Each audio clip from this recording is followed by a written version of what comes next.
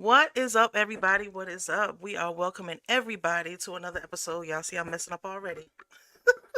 To another episode here of Tweet Talks. And y'all just finished hearing a wonderful clip. And in that clip, it talks about what we are talking about today, which is mental health.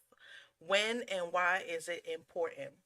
And today we have a special guest. Her name is Shamika Braddy, and she is an advocate of mental health. And she's got some really powerful information that we're gonna talk about today. We're gonna talk about have a little collab on that. So welcome and thank you for coming to our show today, Ms. Braddy. Thank, thank you. It's such an honor. Okay. So, one of the things that I think is really important about talking about mental health is the fact that mental health is like a taboo. It's something that a lot of people do not like to talk about, or they just shy away from it. Have you ever heard anybody really openly talk about mental health as a whole? I'm actually the first person in my family to have the honest conversation about mental health. I came from a religious background to where if Jesus doesn't fix it, it can't be done. That's Um, right. Mental health was seen as demonic. Um, if you said something was wrong with you, they wanted you to drink ginger ale and pray about it. That's right. So I am actually not only one of the first people in my family to get a master's degree, but also to approach mental health head on. Right. I've actually had the same experience when it comes to mental health. It's always been like Jesus can fix it.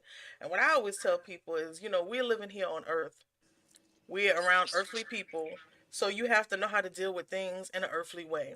Yes. And a lot of times checking in on your mental health is something that you have to do here on earth around and amongst other people. Um, so when we think about mental health, what are some of the things that you could think of would make a person need to tap in to their mental health? You know? Well, if you're always feeling irritable, having anxiety attacks when you have to go in front of people to speak. I'll give you an example. When I started working on my mental health, I realized that I had issues with anxiety since I was a little girl. Um, Getting coughing spells when I would get nervous in church, afraid to get up to go get water, feeling stuck. And it's that feeling stuck part which made it a mental health concern because you have to train your mind. Okay, if I'm coughing, I shouldn't be paralyzed in fear to where I can't move. Get up and get some water. So, Right. as an adult, when you're dealing with mental health, if you're feeling paralyzed, it's like, okay, girl, man, get up and get you some help. Don't stay stuck. Right. So I started experiencing mental health issues way before I knew what they were.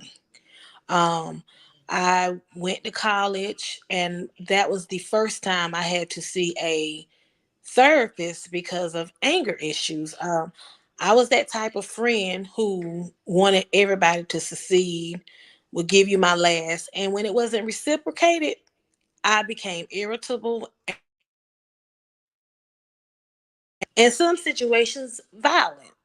I can remember a situation in college where I ended up getting into my roommate, and I had to do community service, and I also had to go to therapy, and they're giving me this sticky pad to walk around with to let people know what my feelings were. I can laugh about it now, but I never fully addressed it. I said, okay, let me just go see this therapist so I won't be expelled from college. And then I joined the army, went through things in the army that at the time didn't know contributed to post-traumatic stress disorder, joined law enforcement as well as social services work, to where you have all these things coming at you to where those feelings are still there. So you have to take a look and say, okay, what is really going on with me? I think that is that's something when you said the anxiety, something I used to experience was like a drive and anxiety, not being from the South. I wasn't used to being in places where there was a lot of trees. I was used to being in a place where there was like public transportation. So if something happened, I knew that I was able to get out of my vehicle and get in a cab or get, on the train. So I had anxiety with driving, and it was something that I had actually went to therapy about also, and learned that there is a such thing as driving anxiety. Because a lot of people don't believe that when you think of anxiety, you think of a person that's just scared, and it runs a lot deeper than just the actual fear, because a person that's fearful does not mean that they won't react. Fear a lot of times makes people just shut down, but it's not all. Anxiety does not always present itself in that way. It can make you react instead of not reacting at all. Yes. um, and a lot of things that I've realized is stress. And a lot of people don't realize that when you think of anxiety, things like gaslighting it's a big term that we all hear. We hear the term gaslighting, and we really don't know what it is. So give some of our listeners an example of what you would consider gaslighting, because they Well, talk about it on TikTok, but nobody really tells what it is. you are definitely right because I was introduced to the word gaslighting as an adult. And soon as I heard it, you had your woke people saying, "Oh, here's another term we need to get rid of: gaslighting, gaslighting, gaslighting." But I'm here to tell you gaslighting is real. And there's four types of gaslighting that you most commonly going to see. And that's a person that's going to outright lie to you, manipulation of reality, scapegoating, and coercion. And as an adult, you see gaslighting when it's time for you to go up for a promotion, when management comes in and they're not comfortable doing their job, so they manipulate you by blowing smoke up your tailpipe to get you to do the job. When all honesty, they don't have to do that. So, but if we take a moment and look, gaslighting started a lot for a lot of us when we were children, dealing with dysfunctional family members. So, for example, you may not have been your parents' favorite child or your grandparents' favorite child, and you go to your grandparents and you say, "Well, cousin Susie did this to me." And you have proof that cousin Susie or cousin John did this to you, but because you wasn't liked by that family member, they choose to believe the other party, even though there is proof that what you're saying is correct. But because they don't like you or they favor the other one more, or the other one may be closer to them in relation, they say, "Well, no, do you think that really happened? Are you sure? Well, maybe you felt wrong. Maybe you saw that wrong." No, I'm telling you, this is what I know to be true. So that is gaslighting. And a lot of us don't realize it, that as children, we experience gaslighting. Gaslighting, by definition, is manipulating someone into questioning their own perception of reality, denying that a situation happened, even when there's true fact evidence present, or even contradicting what the victim knows to be true. So, gaslighting does affect your mental health because if you are a person who stands in truth, the last thing you want to be called is a liar. Hmm. I'll give you an example. Over the years, I have gained weight. I have always been a black woman. But if you want to make me fight or hide on a job or in just social surroundings, lie on me or either accuse me of lying. Those are fighting words to me. Hmm. Now, thank God because of therapy, I'm not being literal, but figuratively speaking, I hate gaslighting. And gaslighting has contributed to me seeking mental health more so as an adult because it can affect how you interact with family members, co-workers, how you address the workplace. Because one thing about mental health is when you stop making it taboo and you do the research, not only as it relates to you, but as in a whole generalized setting, you realize, okay, you know what? Um, it's a lot of stuff in my childhood that has built up over the years into my adulthood that is making me feel irritable, angry, not wanting to be around people, questioning my purpose, questioning my strengths, my goals, and my dreams, because you have so many people who could have been millionaires, visionaries, and they didn't make or reach their purpose because of mental health, because of not addressing it, not addressing what is causing their anxiety, what is causing their irritability, what is causing the D word. You still hear people saying, oh, the D word, because they're afraid to say depression. Depression. Yeah. And Yeah. I'm like, what? Here I am. Say the word. They be like, the D word. Because it's like, oh, if I say I'm depressed and I'm not strong, I'm weak, or the devil is playing with me. All that could be true in a sense, but admitting it is half the battle. It's true. It's funny because I've had the opportunity to run into, which I'm sure you have too, run into people with substance abuse and mental health issues. And one of the biggest things they are always taught when they go to these different programs is admittance, is being able to openly say what their problem is. And in a sense, it's considered accountability because it's something they have to know that they're doing. So, one of the things that I have made very important in my life after therapy is having somebody in my life that will hold me accountable and that I can trust to be honest with me about any of my behaviors or anything I've done. Um, Over time, I have grown to be a very guarded person. And this happened within, I'm going to say, maybe about the last 10 years of my life that I've experienced being very guarded, and it boils over into your personal life. But with therapy, I was able to learn what I was doing because I really didn't know what I was doing. I just knew that I had relationship issues with people.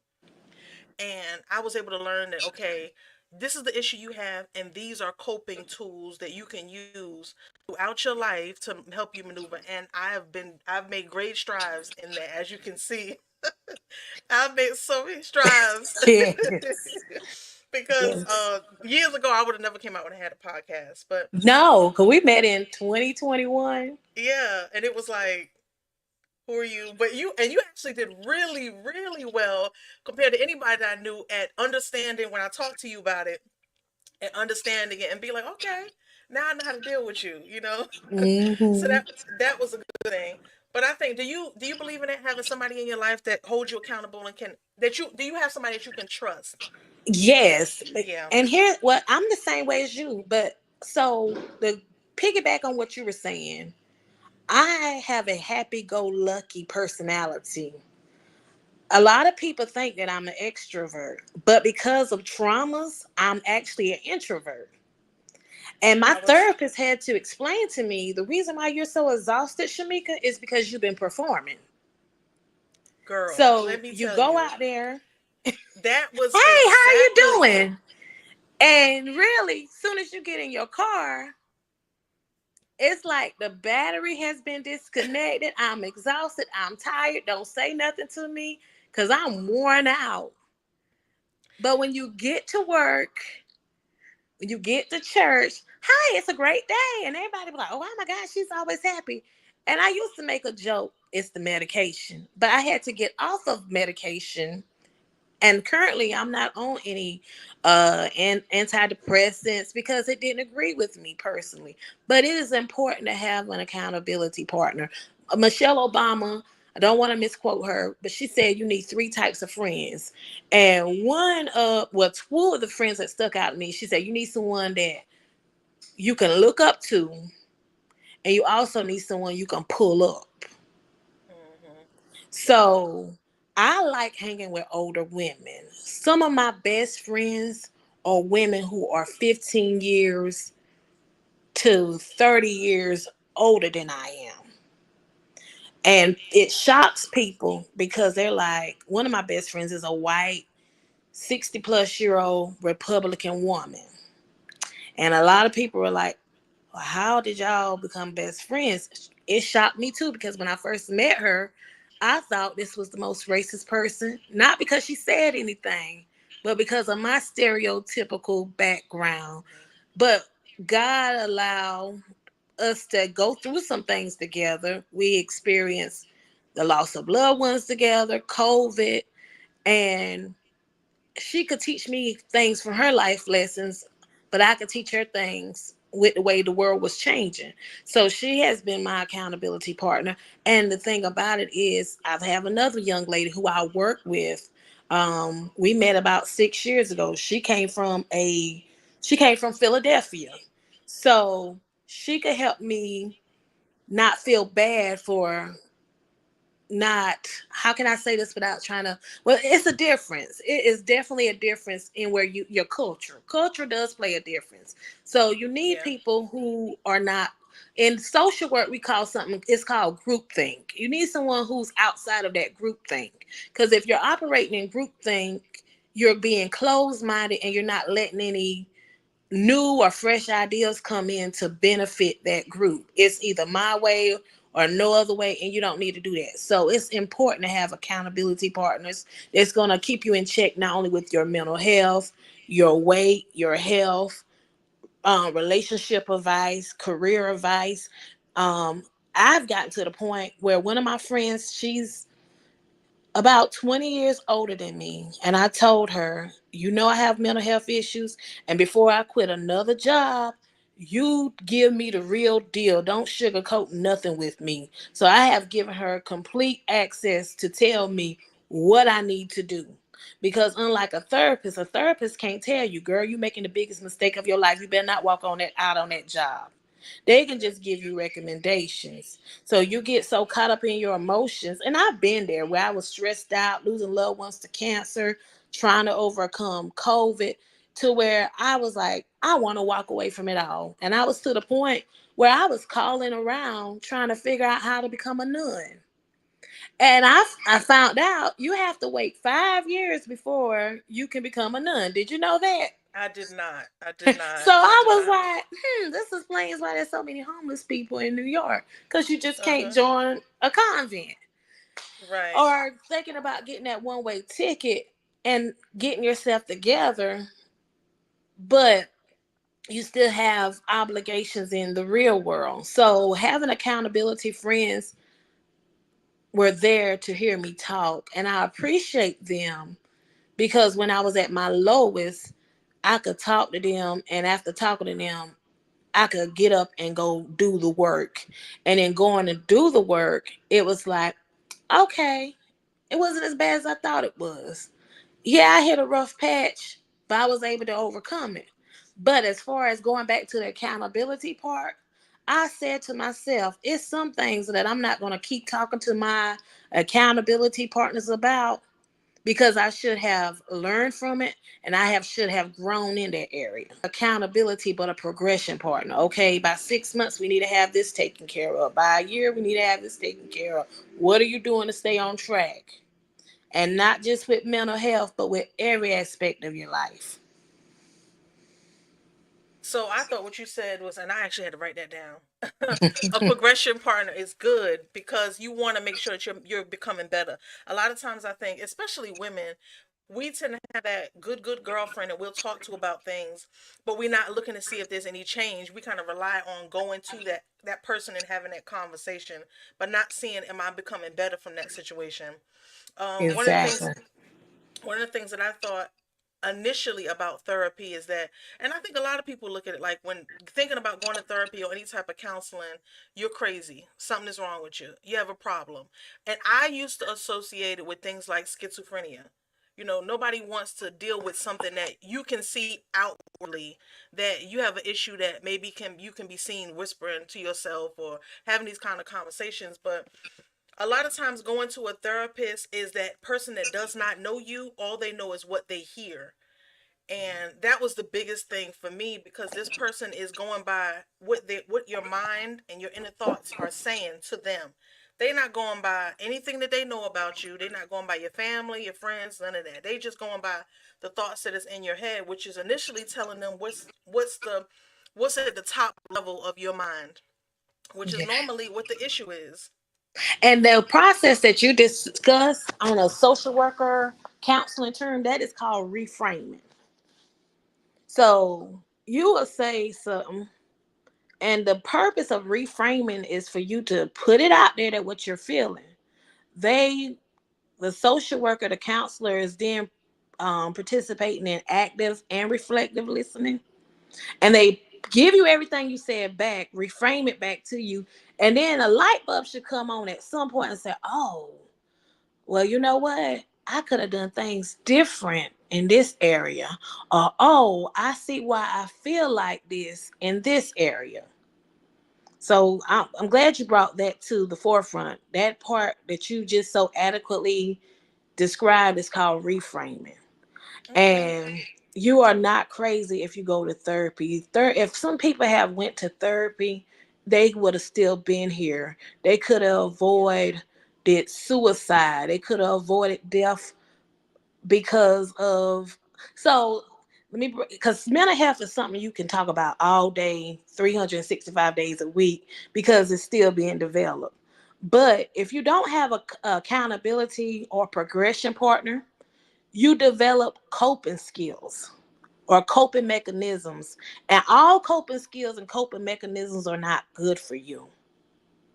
So if Very you true. don't go to therapy, you run into the risk of becoming an alcoholic. You run into the risk of becoming a sex addict, which puts you at a greater risk for diseases that can ultimately end your life a whole lot sooner than what was planned for you originally. Now, I'm going to tell you a little bit about my business. um, so, like I said, it was in the military for 8 years, and I was an overachiever, but I was not the it girl. I kept getting overlooked for promotion. And I can remember my first sergeant telling me, well, if you didn't have all those hips, you could get promoted. Um, I became obsessed with my weight, measuring every day, um, working in the prison system. I ended up getting assaulted 2013. And 2 weeks after I got assaulted, my mother was diagnosed with breast cancer. And because of her unaddressed mental health issues, I it was like a triple whammy. You get assaulted in the prison system, you're already dealing with your mental health. Your mother has her mental health and her diagnosis. And when you're dealing with mental health too, another thing to be on the lookout for is avoidance. Avoidance is real. Denial. So I say So all that give to give a say, give a brief example of avoidance. okay, Because so for I don't know. instance, you get you get the doctor's report that you have cancer. It's factual.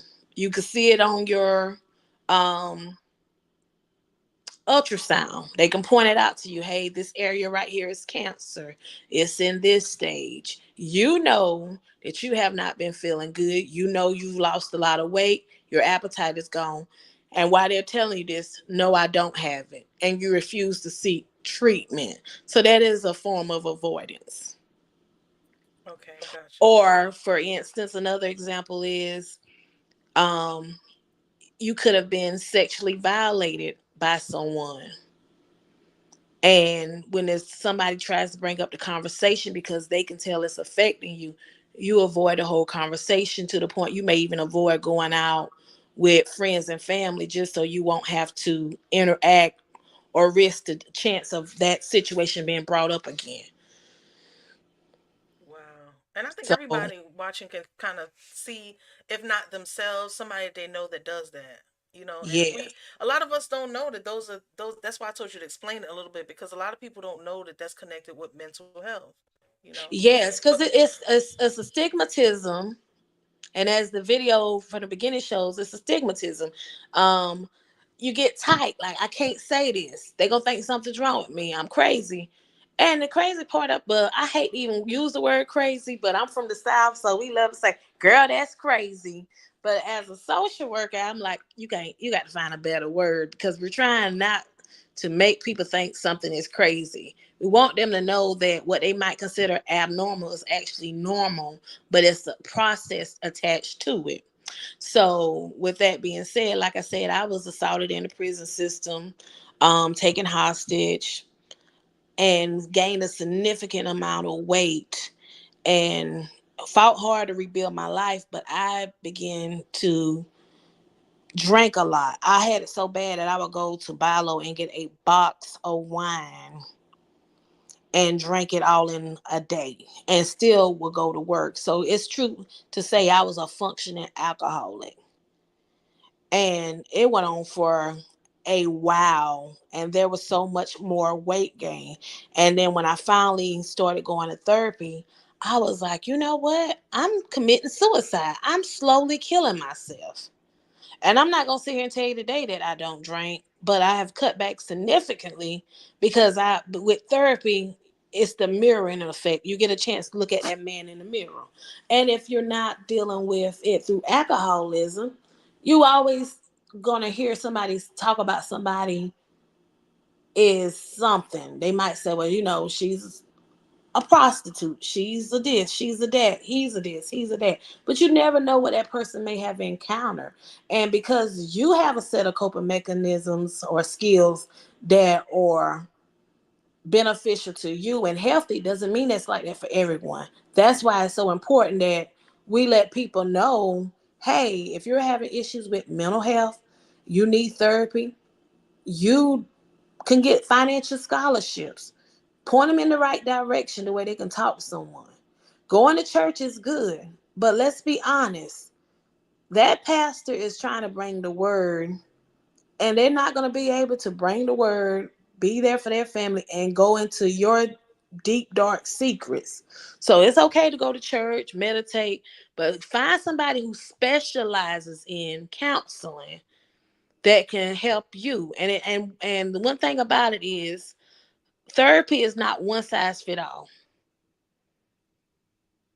You may go to one person who you be like, okay, they're giving me the basics, but I still feel like I'm not getting anything out of it. As a female, you may do better going with a male therapist. I agree. So, Yeah. So, and I think that was important too, because sometimes I think a lot of times when you have a therapist and you see it as a female, you know that naturally us females sometimes we judge each other, or we kind of compare each other, and we don't mean to do it. Sometimes it's just a matter of checking yourself by checking with somebody else. But yes.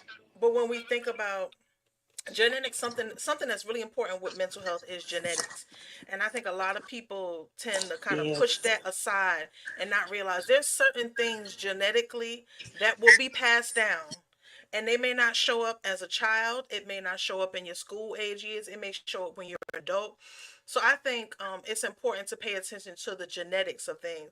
Do you think that how do you think a person that maybe knows somebody in their family has a mental health issue, what are some of the things that they can maybe do to get on top of it early? Well, having a dialogue, being honest, because let's take it even a step further back. A lot of us, we're are the chosen generation in my opinion, because our grandmothers, grandfathers, they kept secrets. And you find out Uncle Johnny really is not my uncle, he's my brother, or that's not really grandpa's child. And so they act a little different. And I say all that to know who you really belong to. Because people leave relationships. Well, our grandparents have left relationships because that person was an alcoholic. But not only was that person an alcoholic, that person was dealing with bipolar disorder or schizophrenia. Um, so it does show up in the genetics. Genetics is very important. Just like you have cancer genes, you also have mental health genes that are affected by genetics. So it is very important to first have the conversation. Who do you belong to? Is my paw really my paw, as the color purple would say? Right. Because it's time out for us as a people to stop hiding things or keeping things under a wrap. It's time out for avoidance. Even if it happened, let's admit that it happened so that we can do the work to get better. So have the conversation. And I did a video of my own a couple of weeks ago where it was been times as a social worker I have had clients parents to call me and tell me, oh, there's nothing wrong with my child, and I'm like, I didn't say there was anything wrong with them, but there is concern. And when you watch the interaction between the child and the parent, you'd be like, okay, not only has the child been through something, but the parent has been something through something too. And usually that something is sexual abuse. It's very true. And a lot of times that's something that, like I said, some of the things that you don't see immediately, you'll see, and you see it through like relationships with other people.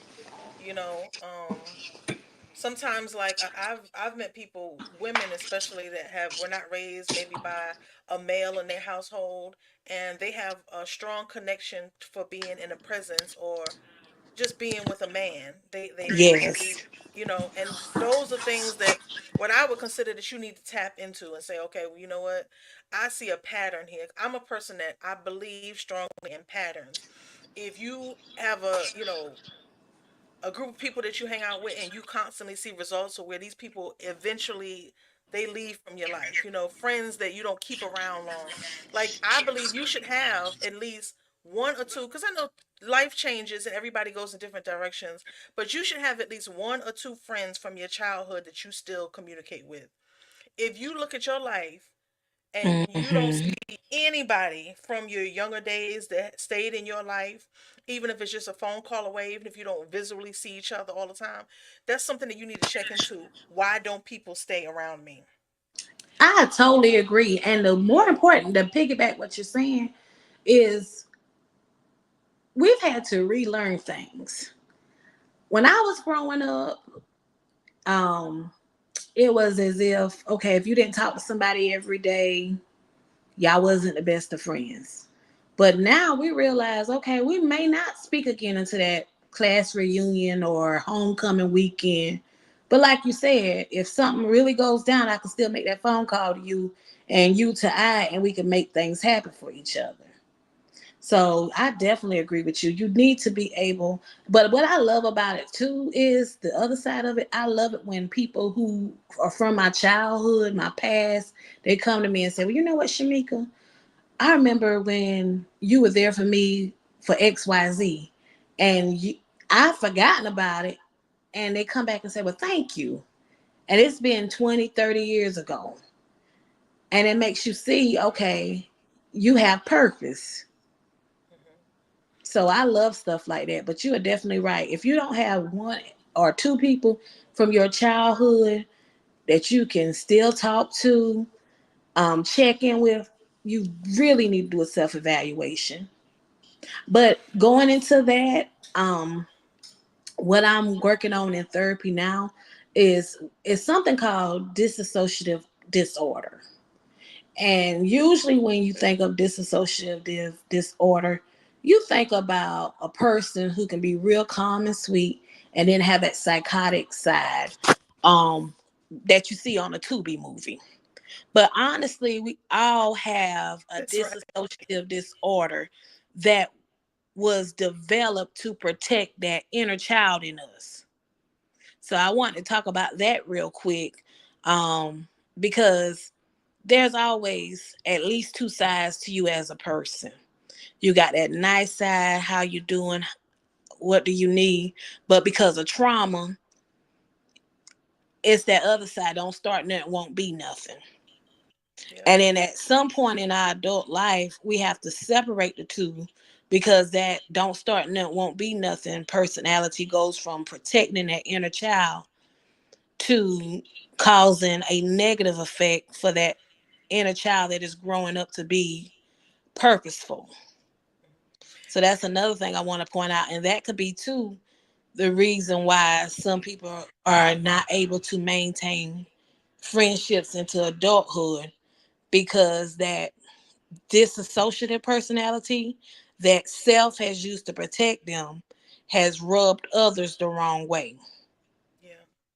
So you know what? I think I totally agree with that. We have to learn how to, and it's not an easy thing to separate it.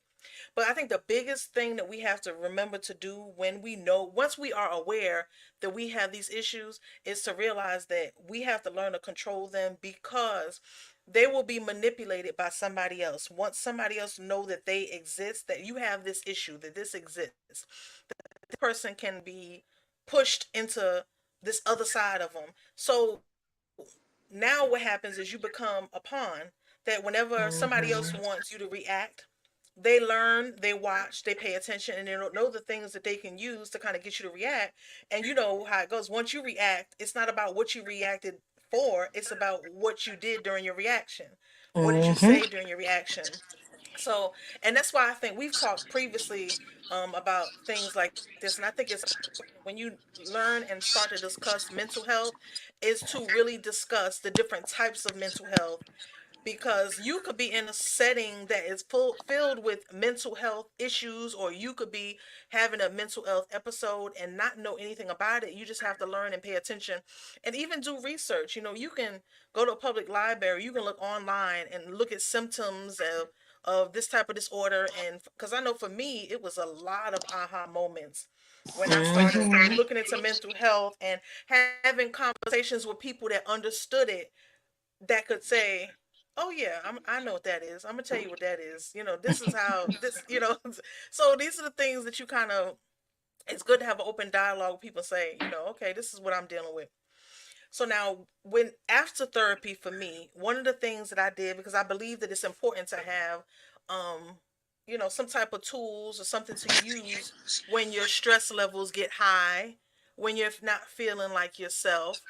And for me, exercise, you know, a lot of people, I Yes. used to work out a lot. And a lot of people would think that it was mainly because I didn't want to be a big fluffy girl no more. Well, there are parts of me that had become really comfortable with it, but I learned that working out, and when I say working out, I'm talking about as simple as walking on a treadmill. As simple as just going for a walk, because nature was a big thing for me. Yes. Getting the opportunity to be outside and hear some birds and be around some greenery have a large effect on what is it, dopamine levels for me, and allowing me to Yes. just be at peace. So what are some things that you have learned, or maybe somebody that you've spoken to have kind of put into practice whenever your mental health is kind of feeling not so at its best level? Well, I want to say, as African American women, when you're feeling an episode dealing with mental health, check your vitamin D. So that's why I advocate for women to go to the doctor, get your blood work done, talk to other people, because although Black women, we do ask the questions, sometimes we get pushed around. That's why you'll see a higher rate of Black women dying in childbirth, or when it comes to discovering that they have cancers and finding a cure for it, or preventing the cancer from progression. So first thing first is go to your doctor's appointments. Make sure you're getting your blood work done so that you can know, okay, I need more vitamin D. Cool. I can go out and get sunlight for that. Or I may have to go and get started on a regimen of vitamins. I love to do paint and sips. And I just recently found out that Dollar Tree has little boards and all the paint brushes and colors for $1.25 each. I'm still mad at $1.25 because I'm it adds up Yes, a whole lot quicker. it sure But did. stuff like that, I'm like, okay, you know what? When I get paid, I'm gonna spend about $30 in Dollar Tree and have my own little paint and sip at home. Getting in the road to drive to Dollar General, couponing, Hmm. coloring, adult coloring books. Sitting on the patio listening to some Isley Brothers and gospel music in the morning, Joel Osteen, Sarah Jake Roberts, Joyce Myers, because sometimes you have to remind yourself that you do got this. Yeah. You can't sit there closed mouth. I mean, I used to make a joke because growing up, you'd be like, oh, she talked to herself. So we used to hear that, oh, she talked to herself, and it was said as a negative connotation, like something might be, we do this number right here, wrong Hmm. with them. But you need to talk to yourself. You need to check in with yourself. And I would say at a young age, not only do I talk to myself, but I also answer. Answer, yeah. I Cause remember I'd them be back in the like, girl, days. what's wrong with you? And before I would just sit in that question, girl, what's wrong with you? But now I'd be like, you know what's wrong with you, girl? You tired. You tired of being there for everybody and you're not being deposited back into. Yep. So Um, going back to something you said earlier, because it just clicked to me when you said it. That was one of the issues that I had was told during therapy is that I was able to. I'm an introvert, but I'm very good at easily jumping into being an extrovert.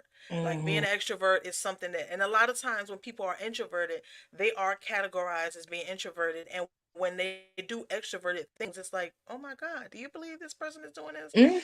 But that doesn't mean that they don't know how to. And I think that a lot of times that depends on maybe what career field they're in or things that have happened in their life that they are forced to be. They are Yes. forced to be extrovert and they become professionals at it. But you said something that was pivotal when you said the performing constantly will make you tired. Mhm. You will find yourself exhausted because you are in performance. As when you think of an actor, they get on stage, they do their thing, and then they tap out into their real life.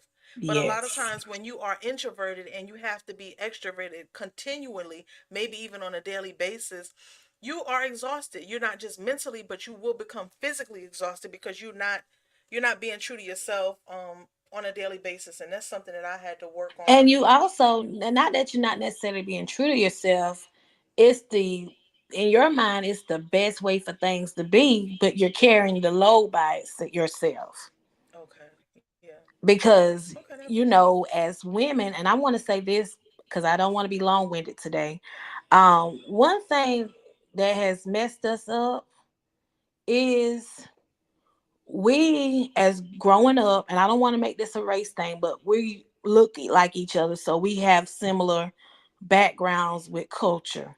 One thing about it is when we were growing up, we were told we had to be twice as good because we were African American. I don't know if you heard that in your I household, have. I but have. they didn't tell us black women that we had to be four times as good, even with the degrees, even Hmm. with the knowing. And I think that's why a lot of black women are really experiencing a higher issue with mental health because it's like, dog, I thought that if I was twice as good, that would be good enough.